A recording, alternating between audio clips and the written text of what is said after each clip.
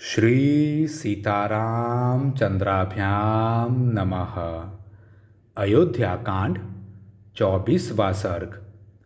विलाप करती हुई कौशल्या का श्री राम से अपने को भी साथ ले चलने के लिए आग्रह करना तथा पति की सेवा ही नारी का धर्म है, यह बताकर श्री राम का उन्हें रोकना और वन जाने के लिए उनकी अनुमति प्राप्त करना।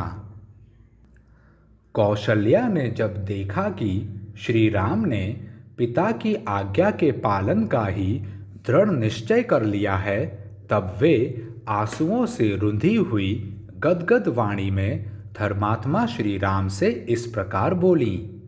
हाय, जिसने जीवन में कभी दुख नहीं देखा है, जो समस्त प्राणियों से सदा प्रिय वचन बोलता है, जिसका जन्म महाराज दशरथ से मेरे द्वारा हुआ है, वह मेरा धर्मात्मा पुत्र उच्च वृत्ति से खेत में गिरे हुए अनाज के एक एक दाने को बीनकर कैसे जीवन निर्वाह कर सकेगा।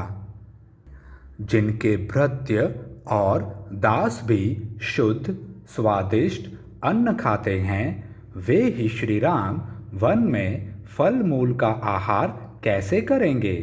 जो सद्गुण संपन्न और महाराज दशरथ के प्रिय हैं, उन्हीं ककुत्स्थ कुलभूषण श्री राम को जो वनवास दिया जा रहा है, इसे सुनकर कौन इस पर विश्वास करेगा, अथवा ऐसी बात सुनकर किसको भय नहीं होगा।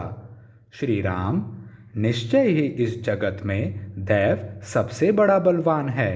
उसकी आज्ञा सबके ऊपर चलती है। वही सबको सुख दुख से संयुक्त करता है, क्योंकि उसी के प्रभाव में आकर तुम्हारे जैसा लोकप्रिय मनुष्य भी वन में जाने को उद्यत है।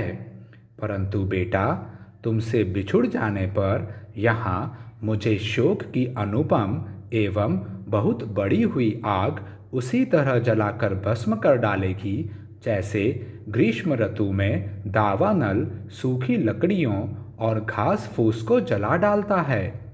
शोक की यह आग मेरे अपने ही मन में प्रकट हुई है। तुम्हें न देख पाने की संभावना ही वायु बनकर इस अग्नि को उद्दीप्त कर रही है। विलाप जनित दुख ही इसमें ईंधन का काम कर रहे हैं।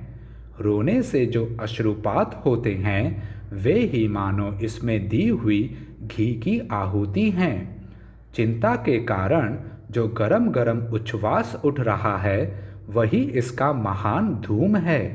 तुम दूर देश में जाकर फिर किस तरह आओगे। इस प्रकार की चिंता ही इस शोकाग्नि को जन्म दे रही है। सांस लेने का जो प्रयत्न है, उसी से इस आग की प्रतिक्षण वृद्धि हो रही है।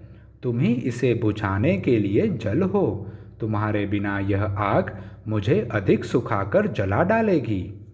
वत्स, धेनु आगे जाते हुए अपने बछड़े के पीछे पीछे कैसे चली जाती है, उसी प्रकार मैं भी तुम जहाँ भी जाओगे, तुम्हारे पीछे पीछे चली चलूँगी। माता कौशल्या ने जैसे जो कुछ कहा, उस वचन को सुनकर पुरुषोत्तम श्री राम ने अत्यंत दुख में डूबी हुई अपनी माँ से पुनः इस प्रकार कहा। माँ, कैकेयी ने राजा के साथ धोखा किया है। इधर मैं वन को चला जा रहा हूँ। इस दशा में यदि तुम भी उनका परित्याग कर दोगी, तो निश्चय ही वे जीवित नहीं रह सकेंगे।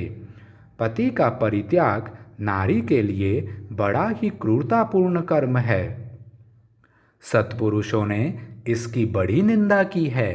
अतः तुम्हें तो ऐसी बात कभी मन में भी नहीं लानी चाहिए। मेरे पिता ककुत्स्थ कुलभूषण महाराज दशरथ जब तक जीवित हैं, तब तक तुम उन्हीं की सेवा करो। पति की सेवा ही स्त्री के लिए सनातन धर्म है। श्री राम के ऐसा कहने पर शुभ कर्मों पर दृष्टि रखने वाली देवी कौशल्या ने अत्यंत प्रसन्न होकर अनायास ही महान कर्म करने वाले श्री राम से कहा। अच्छा बेटा, ऐसा ही करूँगी। माँ के इस प्रकार स्वीकृति सूचक बात कहने पर धर्मात्माओं में श्रेष्ठ श्री राम ने अत्यंत दुख में पड़ी हुई अपनी माता से पुनः इस प्रकार कहा। माँ, पिताजी की आज्ञा का पालन करना मेरा और तुम्हारा दोनों का कर्तव्य है, क्योंकि राजा हम सब लोगों के स्वामी, श्रेष्ठ गुरु, ईश्वर एवं प्रभु हैं।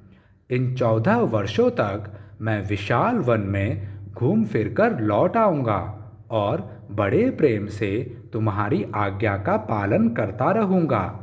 उनके ऐसा कहने पर पुत्र वत्सला कौशल्या के मुख पर पुनः आंसुओं की धारा बह चली। वे उस समय अत्यंत आर्त होकर अपने प्रिय पुत्र से बोली, बेटा राम, अब मुझसे इन सौतों के बीच में नहीं रहा जाएगा।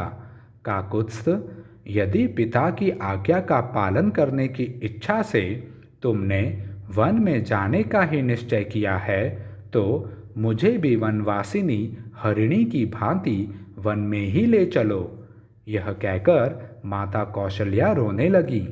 उन्हें उस तरह रोती देख श्री राम भी रो पड़े और उन्हें सांत्वना देते हुए बोले, माँ, स्त्री के जीते जी उसका पति ही उसके लिए देवता और ईश्वर के समान है। महाराज तुम्हारे और मेरे दोनों के प्रभु हैं। जब तक बुद्धिमान जगदीश्वर महाराज दशरथ जीवित हैं, तब तक हमें अपने को अनाथ नहीं समझना चाहिए। भरत भी बड़े धर्मात्मा हैं। वे समस्त प्राणियों के प्रति प्रिय वचन बोलने वाले और सदा ही धर्म में तत्पर रहने वाले हैं।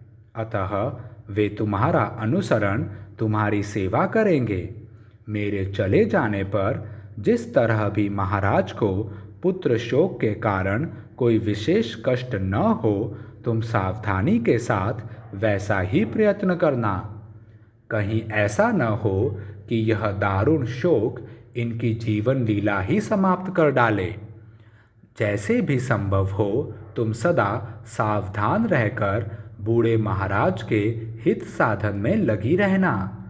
उत्कृष्ट गुण और जाति आदि की दृष्टि से परम उत्तम तथा व्रत उपवास में तत्पर होकर भी जो नारी पति की सेवा नहीं करती है, उसे पापियों को मिलने वाली गति की प्राप्ति होती है।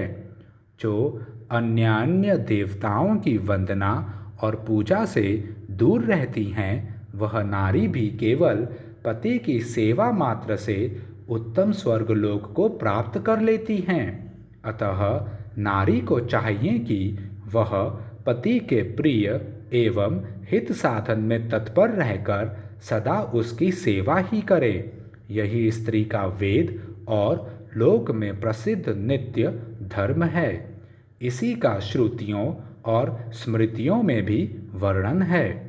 देवी, तुम्हें मेरी मंगल कामना से सदा अग्निहोत्र के अवसरों पर पुष्पों से देवताओं का तथा सत्कार पूर्वक ब्राह्मणों का भी पूजन करते रहना चाहिए।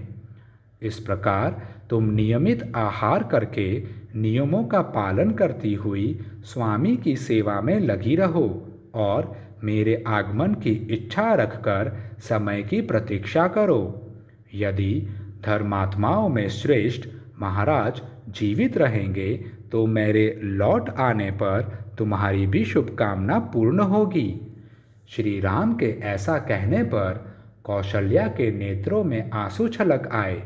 वे पुत्र शोक से पीड़ित होकर श्री रामचंद्र जी से बोली, बेटा, मैं तुम्हारे वन में जाने के निश्चित विचार को नहीं पलट सकती। वीर, निश्चय ही काल की आज्ञा का उल्लंघन करना अत्यंत कठिन है। सामर्थ्यशाली पुत्र, अब तुम निश्चिंत होकर वन को जाओ, तुम्हारा सदा ही कल्याण हो। जब फिर तुम वन से लौट आओगे, उस समय मेरे सारे क्लेश, सब संताप दूर हो जाएंगे। बेटा, जब तुम वनवास का महान व्रत पूर्ण करके कृतार्थ एवं महान सौभाग्यशाली होकर लौट आओगे और ऐसा करके पिता के ऋण से उऋण हो जाओगे, तभी मैं उत्तम सुख की नींद सो सकूंगी। बेटा रघुनंदन, इस भूतल पर दैव की गति को समझना बहुत ही कठिन है, जो मेरी बात काट कर तुम्हें वन जाने के लिए प्रेरित कर रहा है। बेटा महाबाहो, इस समय जाओ, फिर कुशल पूर्वक लौटकर सांत्वना भरे मधुर एवं मनोहर वचनों से मुझे आनंदित करना। वत्स, क्या वह समय अभी आ सकता है जबकि जटा वल्कल धारण किए वन से लौटकर आए हुए तुमको फिर देख सकूंगी? देवी कौशल्या ने जब देखा कि इस प्रकार श्री राम वनवास का दृढ़ निश्चय कर चुके हैं, तब वे परम आदर युक्त हृदय से उनको शुभ सूचक आशीर्वाद देने और उनके लिए स्वस्ति वाचन कराने की इच्छा करने लगीं। इस प्रकार श्री वाल्मीकि निर्मित आर्ष रामायण आदि काव्य के अयोध्या कांड में 24वां सर्ग पूरा हुआ। जय श्री राम।